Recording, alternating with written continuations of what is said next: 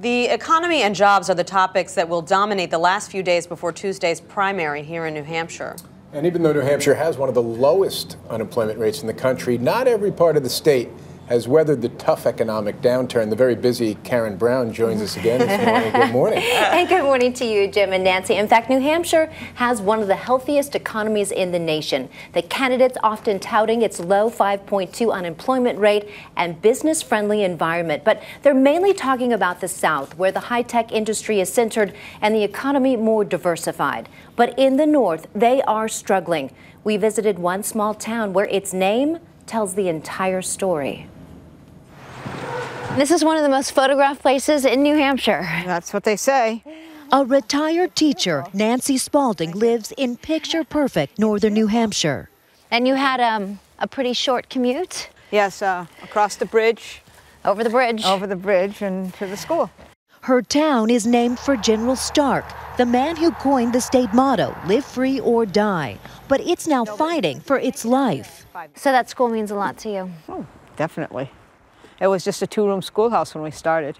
At 13.3%, unemployment is nearly triple the state average. The economic picture in Stark very much like its name. Well, the school was 67 students when I started. They are now down to about 26 kids. When did things start going bad? What did you see happen? Well, one mill closed, and then a few years later, another mill closed. With each closing, there's fewer people, there's fewer jobs, fewer incentives to stay around. I would like to still be working right now and earning a good wage, you know, and to help my kids out. Ron Lund has made the decision to stay and keeps busy as a volunteer firefighter. The nearby mill that provided for his family and hundreds of others has been dormant for 4 years. What's it like to put 38 years of your heart and soul into something and then have it just be gone in a day? It's like pulling the rug out from under your feet. You know, you think, what are you going to do the rest of your life? I bet this place was jumping when it was working, yeah? Oh, for sure. Yeah, for sure. A third-generation employee, Roger Karen, earns roughly 3/4 of his former salary. So it's just you and Roxy here at the plant? Yes. To keep up the gutted paper plant so someone will buy it. This part of the world in northern New Hampshire is a real special place. People want to do a good day's work. The top candidates blanket the South, but don't make it as often to the North. The last to visit the mill, Ted Kennedy in 1980. You feel like you guys are forgotten up here? Yeah. The amount of votes that are going to matter in this part of the country, why should they bother? Is it heartbreaking to look around and see this? In ways, yes.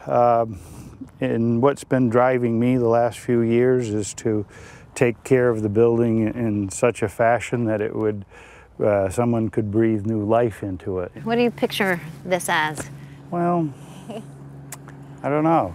You know, it could be an electric car manufacturing facility. It could be just about anything. I have 3 rooms. You're sort of the only business that's doing business here in Stark, yeah? Yeah, pretty much. Nancy Spalding runs the Stark Village Bed and Breakfast. I had a very good summer at my inn. That's because the state is trying to transform the once industrial North to take advantage of its beauty. The state is really very active in bringing tourism to the North Country. That's important. It provides a lot of jobs. That points to the possibility that a new industry could resurrect this community and let its school live free and never die. You might lose the school? There's a possibility. Educating kids is what it's meant to be doing, and there are still kids in Stark. In fact, volunteer firefighter Ron Lund says he decided to stay in the depressed area because he has grandchildren there. He also owns a house, and with the bad economy, can't sell it without taking a huge hit. But there are jobs coming. In fact, one of the old paper mills has been purchased and is being turned into a biomass plant, so that'll add jobs. Wow, that's great news. Karen, thank you so much for the beautiful story. Appreciate it.